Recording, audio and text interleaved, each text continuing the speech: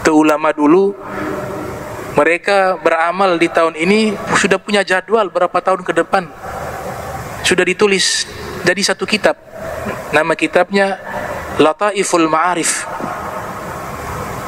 karya Ibnu Rajab Al-Hambali, yang lahir tahun 736 Hijriah, wafat 795 Hijriah.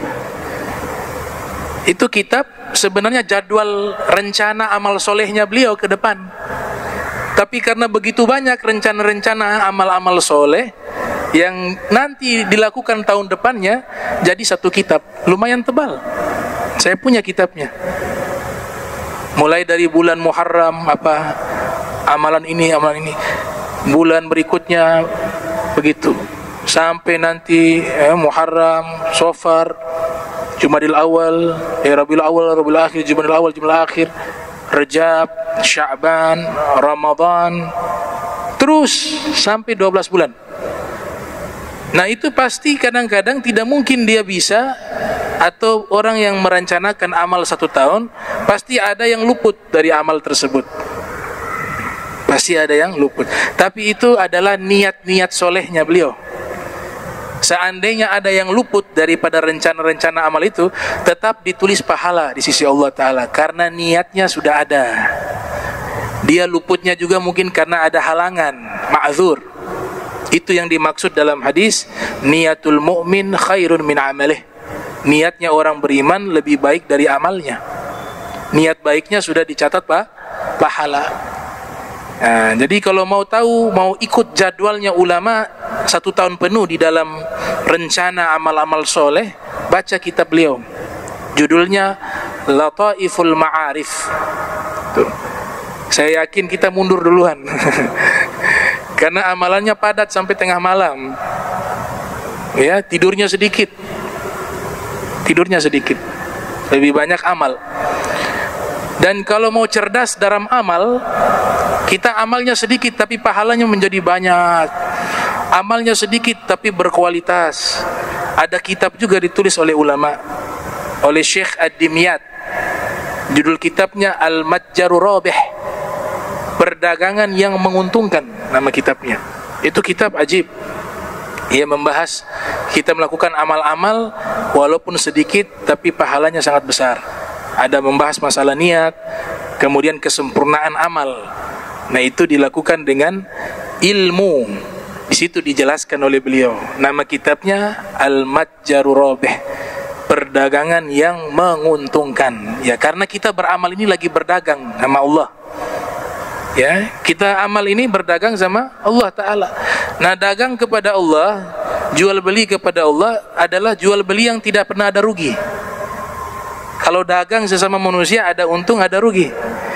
Tapi kalau kita berniaga kepada Allah, tidak ada yang namanya rugi, adanya untung, bahkan berkali lipat keuntungan. Labanya sangat besar Allah kasih. Sehingga diberikan di dalam Al-Quran satu perumpamaan, satu definisi, namanya tijaratan lan tabur. Apa arti tijaratan lan tabur? Perdagangan yang tidak akan pernah rugi. Itu artinya tuh, tijaratan lan tabur.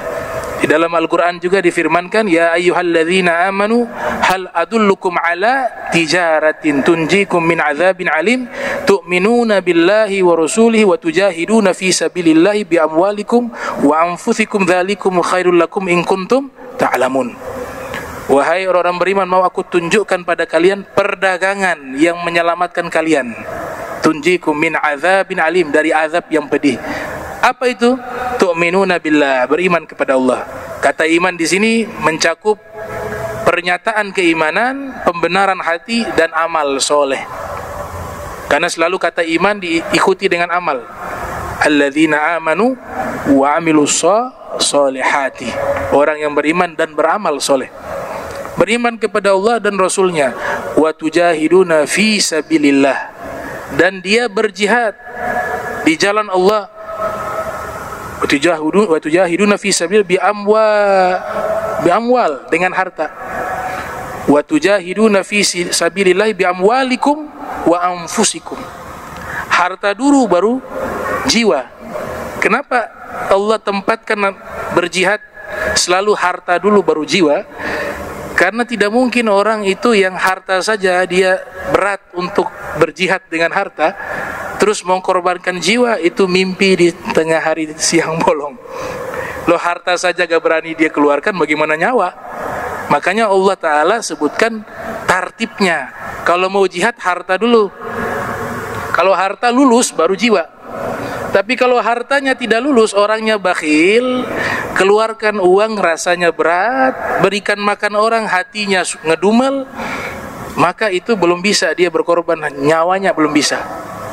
Harta yang mudah itu, pengorbanan yang mudah harta dibanding jiwa, itu pun dia tidak mampu lakukan. Bagaimana kalau disuruh korbankan jiwa? Makanya Allah selalu katakan harta dulu, berjihad dengan harta, kemudian dengan jiwa.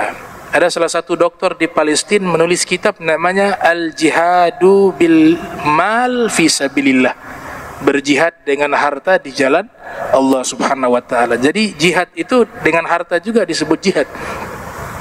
Ya, al-jihad bil mal.